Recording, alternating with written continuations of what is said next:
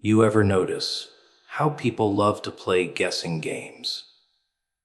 They'll whisper, they'll stare, they'll circle around the truth, but they never just say it out loud. Obsession works the same way. It hides in the shadows, shows up in little clues, small signs, subtle patterns that everyone else misses. But you feel it. You feel the weight of someone's attention clinging to you, like a shadow that won't let go. And the funny thing is, you already know their name. It's not a stranger.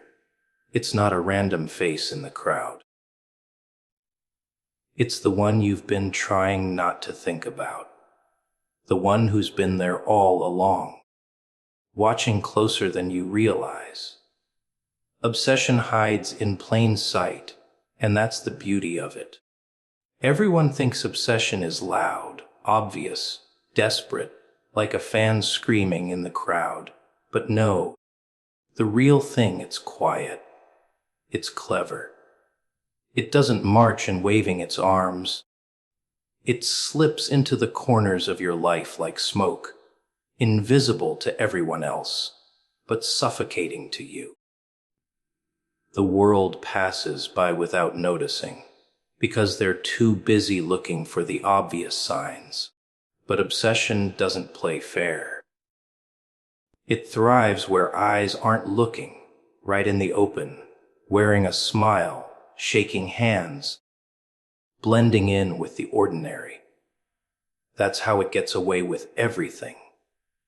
Because people expect monsters to roar, but the most dangerous ones whisper. The truth is, you've probably already seen it, but you convinced yourself it was nothing. A glance held too long, a question asked too often, a presence that shows up a little too perfectly timed. The hints are there, scattered across your days like breadcrumbs. But because obsession doesn't knock on the door screaming, you brush it aside. That's what makes it powerful. It hides inside what looks normal. A simple hello, a casual compliment, a friendly message. To everyone else, it's invisible, harmless. But to you, it lingers. It presses. It follows you even when they're not around. That's how obsession works. It doesn't need to be announced. It hides in the smallest cracks until it owns the whole room. And the world doesn't believe you when you point it out. That's the cruelest part. You try to explain, to say there's something off, something heavy about the way they look at you, the way they appear in places they shouldn't. But people laugh it off. You're imagining things. You're overthinking. No, you're not. You feel it because it's real. But obsession is clever. It wears a mask of innocence, and the crowd always believes the mask. That's why it hides in plain sight. Because the best way to stay unseen is to stand where everyone is already looking and act like you belong. Obsession is patient. It doesn't need to rush. It weaves itself into your routine, inch by inch, until one day you realize it's everywhere. You see it in the corner of your eye. You feel it in the silence. You hear it in the way your own thoughts repeat their name, even when you don't want to. That's the trick. It doesn't just hide around you. It hides inside you. You carry it without realizing. Because once someone's attention has sunk its claws into you, it doesn't let go. You might laugh, distract yourself, pretend it's not there, but deep down, you know. You always know. And what makes it so chilling is how ordinary it looks. It doesn't take grand gestures or wild outbursts. Sometimes obsession hides behind kindness, politeness, even love. Sometimes it hides behind the person who always checks in, who always remembers little details, who always makes sure you notice them noticing you. To everyone else, they look thoughtful, caring, normal.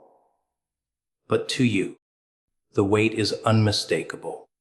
It's not what they do, it's how it feels. It's the way their presence presses against your skin like heat, even when they're across the room. That's obsession's disguise. Ordinary actions carrying extraordinary weight. That's why it's so hard to escape it. You can't point to one big thing and say, "There, that's the proof." Because obsession doesn't work like that. It builds its power in the shadows, in the spaces between words, in the quiet repetition of little acts. And by the time you finally admit to yourself what it is, it's already wrapped around you. The mask is still smiling. The crowd still thinks everything's fine, but you know the truth. You've known it all along. Obsession doesn't need to hide in the dark when the brightest place in the room will do just fine. Attention leaves invisible marks. Marks you don't see at first, but you feel them. That's the trick with it. It doesn't show up as bruises, doesn't cut skin, doesn't bleed. No, it's quieter than that. It sinks into the air, into the way you carry yourself, into the way your mind starts replaying moments you didn't ask for. You walk into a room, and suddenly you're aware of eyes, of weight, of someone focusing on you longer than they should. And while everyone else talks, laughs, moves on, you're left with the imprint of that gaze. It doesn't vanish. It clings. Invisible, but heavy. That's the thing about attention. It's sticky. People think it's harmless. A glance, a word, a laugh, just normal things.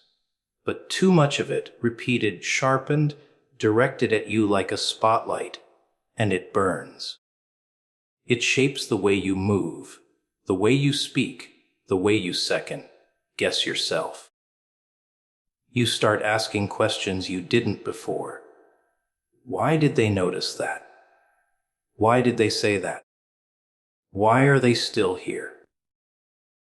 Their focus rewires your thinking, and suddenly your actions aren't fully yours anymore. You're adjusting, shifting, reacting to eyes that never leave. Invisible marks are the most dangerous because no one else can see them. To the outside world, you look fine, untouched. But inside, you're carrying the scratches. The way you tense when they enter a room. The way you feel their shadow in your thoughts, even when they're not around. The way their presence keeps echoing after they're gone. And when you try to explain it, nobody gets it. They shrug. So what if someone's paying attention to you, but they don't understand? It's not the kind of attention you invite. It's the kind that sticks without asking. Attention like that doesn't just follow you. It shapes you. Think about it.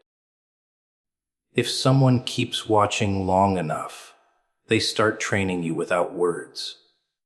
You begin anticipating their reaction, changing your behavior without meaning to. You wear different expressions. You censor your words. You avoid certain spaces. Slowly, their attention becomes a cage. Not a visible one, no bars, no locks, but you feel trapped all the same. And the cruelest part, nobody else sees the cage, so they tell you it's not real.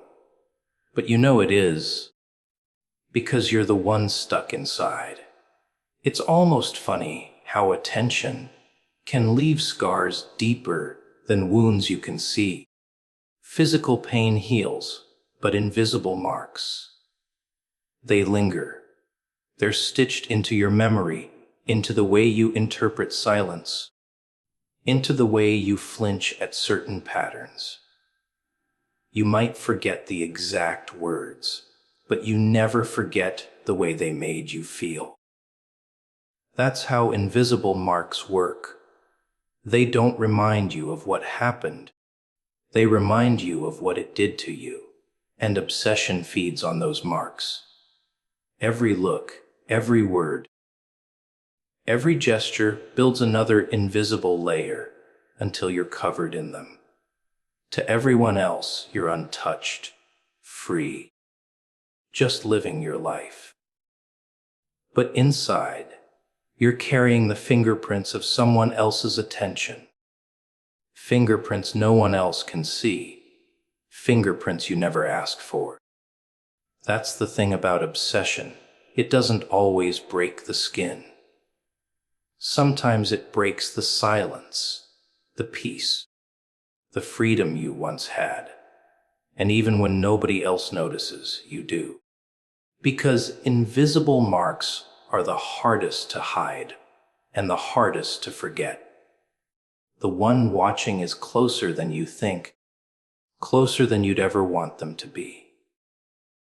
People imagine obsession as something distant, a stranger in the shadows, some faceless figure lurking where no one can see.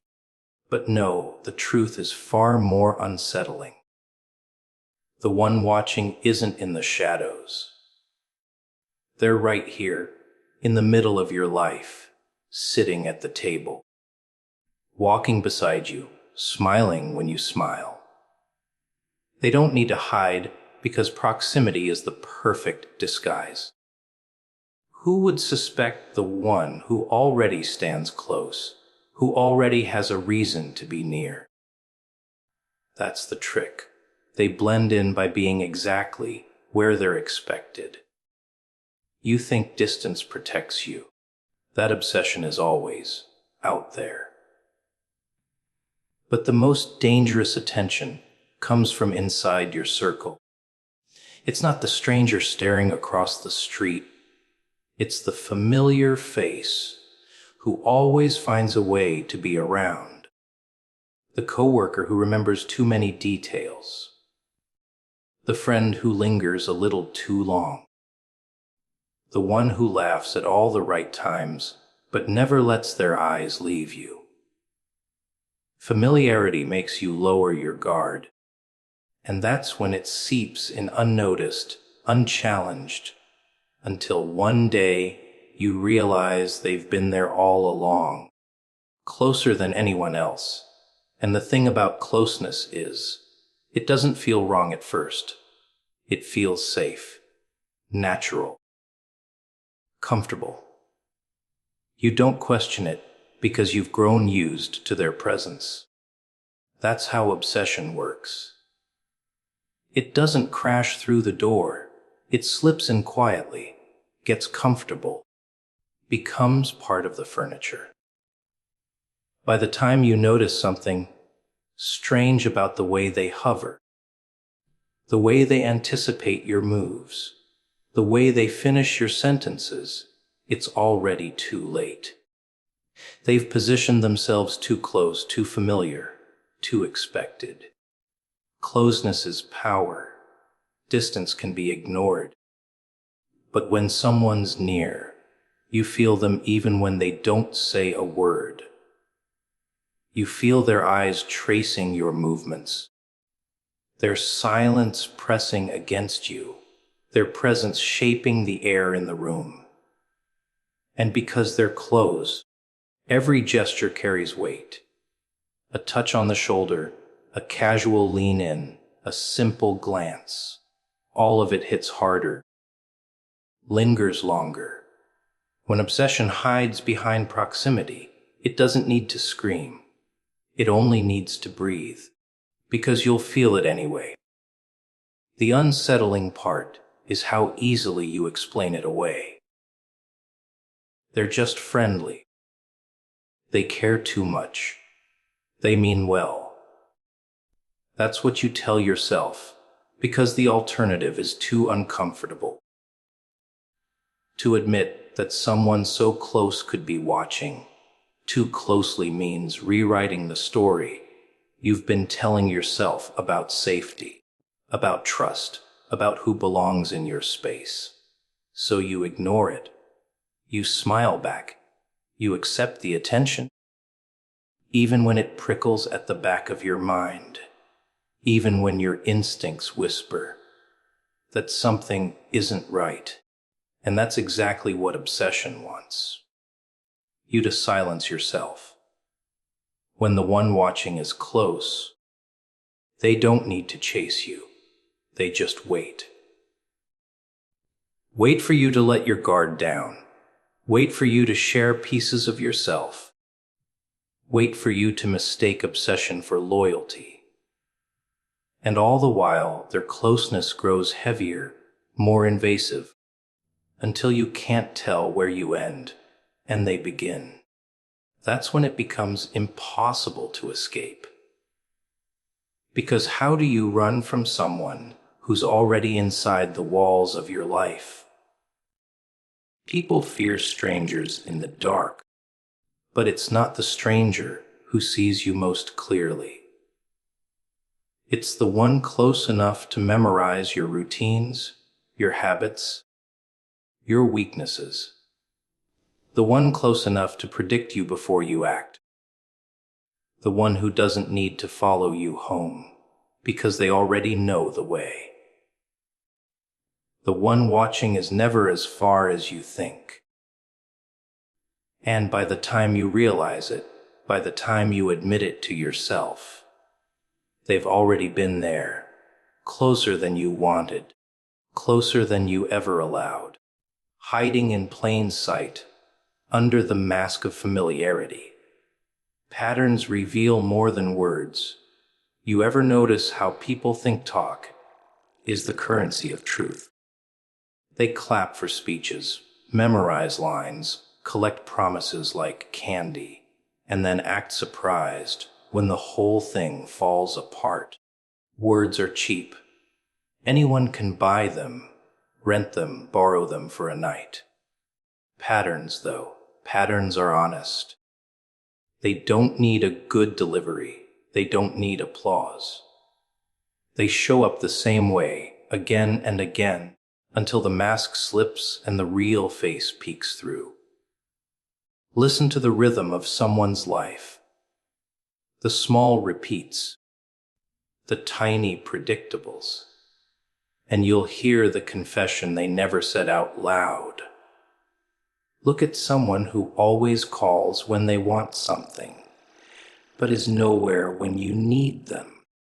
Listen to the pattern of late apologies and early departures. That's a language all its own. People spend so much time parsing speeches, analyzing declarations, clutching at dramatic moments like they're evidence. But the truth is stitched into the mundane, where they show up, how they keep promises, the way they remember or forget details. Those are the footnotes of character, the margins where honesty hides. Words will tell you what a person wishes to be. Patterns will show you what they actually are. Patterns don't lie because they don't perform. They are the rehearsed habits that survive the curtain call. Someone can smile and swear loyalty in 1,000 eloquent ways.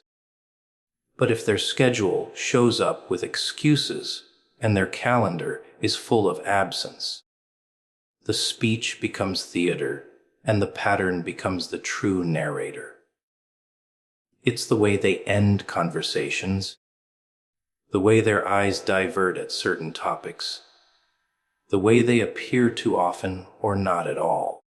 Patterns are the backstage crew of truth, quiet, tireless, revealing everything while everyone else is focused on the spotlight. And the cruelty, the delicious cruelty, is how easy they are to miss. People want drama. They want fireworks, confessionals, cinematic moments where everything is declared and resolved. But life rarely hands out cinematic moments. It hands out teaspoons of repetition, the tiny disregard repeated until it becomes a wound. The small kindnesses stacked until they become a lifeline. If you're only watching for the big scene, you miss the slow reveal.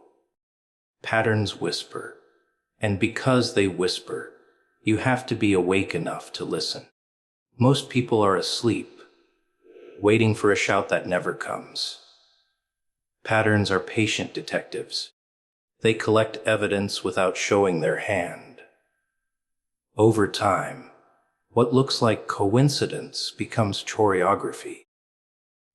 The person who always promises to change but keeps returning to the same old behavior isn't failing at transformation. They're affirming a truth. The one who surprises you with gifts once is generous in a headline way. The one who remembers your birthday every year is loyal in a way that doesn't need press. Patterns draw the map. Words only point directions. Follow the map.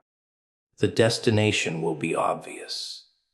Sometimes patterns are merciless because they show you what you refuse to see.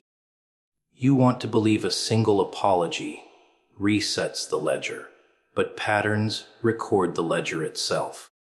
You want to believe that grand declarations override the past, but a history of small betrayals writes a story louder than any speech.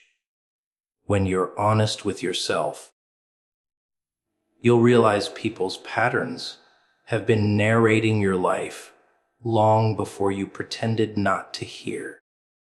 They told you who would stay and who would leave, who would push and who would pull, who would love and who would use. You just chose to read the headlines instead of the margins. Patterns also protect you if you let them.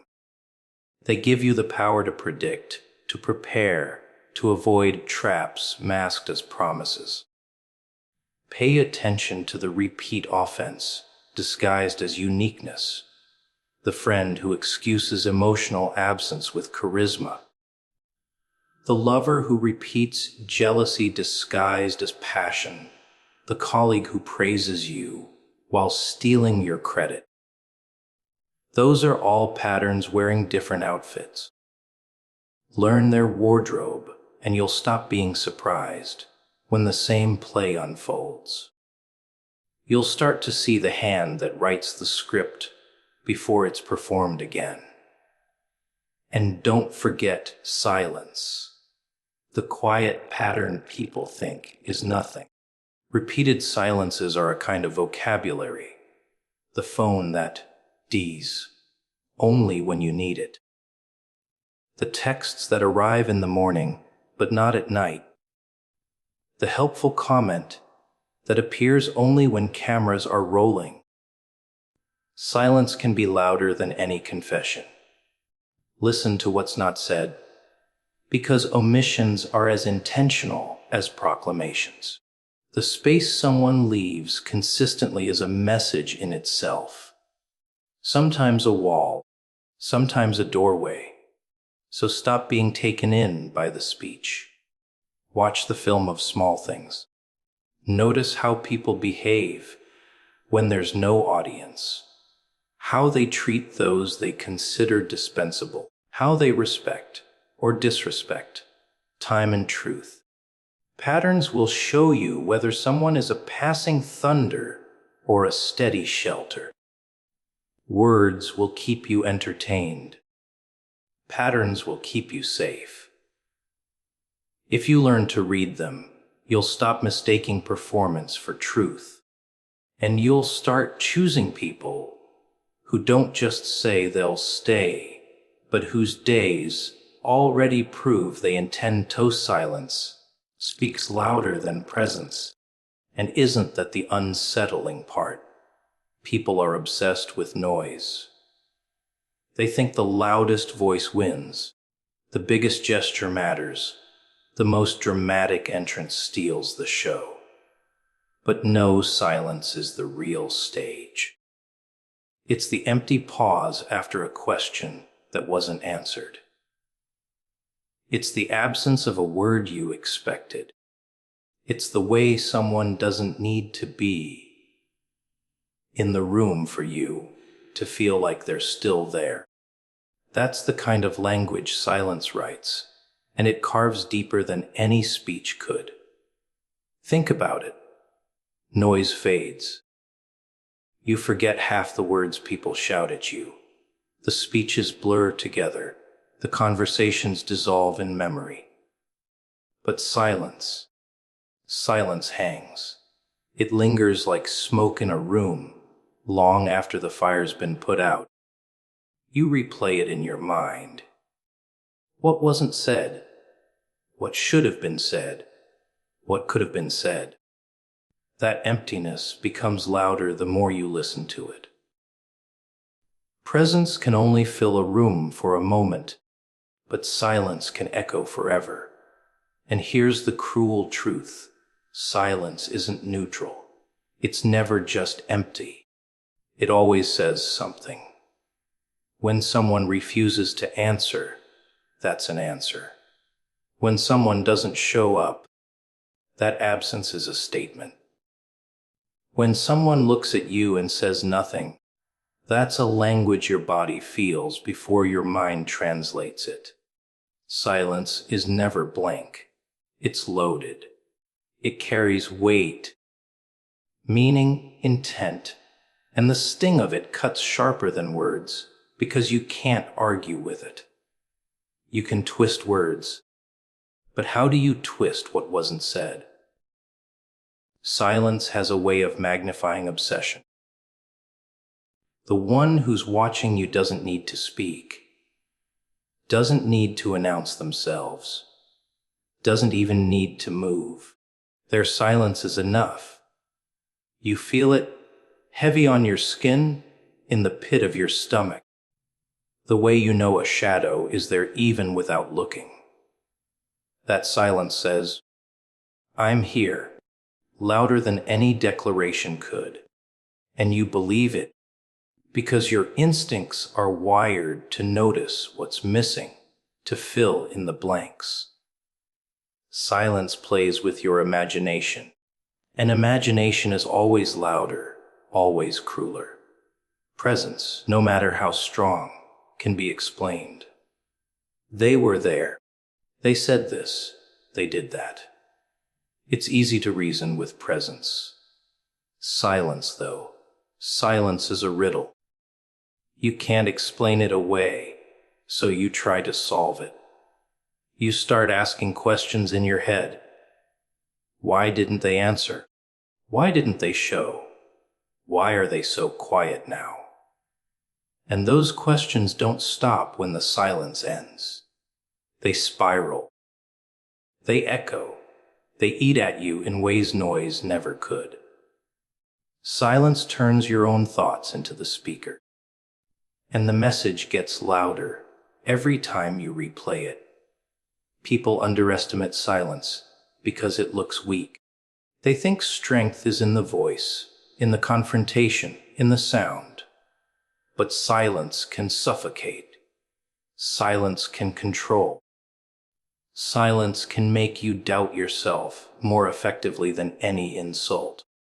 A quiet room after a fight says more than 1,000 apologies. An unanswered call says more than 100 excuses. A stare without a word says more than any monologue could. And you feel it because silence takes the place of what you wanted most, acknowledgement. And isn't it funny how silence has a way of exposing truth? People lie with words, but silence tells on them. The gap between what's said and what isn't. There's the truth. Someone who avoids answering the question. Someone who dodges the moment. Someone who vanishes when it matters. Their silence screams. Not with volume, but with clarity. It tells you exactly where they stand, whether they care, whether they're present in heart, even when they're absent in body. So don't be fooled into thinking silence is nothing. Nothing doesn't leave a mark. Nothing doesn't replay in your mind at 3 in the morning. Nothing doesn't pull at your chest when you realize what should have been there wasn't. Silence is full, overflowing, louder than thunder when you've been waiting for a whisper. It doesn't just speak louder than presence. It becomes the presence. It replaces it, fills the room, fills your head, fills the spaces words could never reach. And once it's there, you can't ignore it, because silence always has the last word.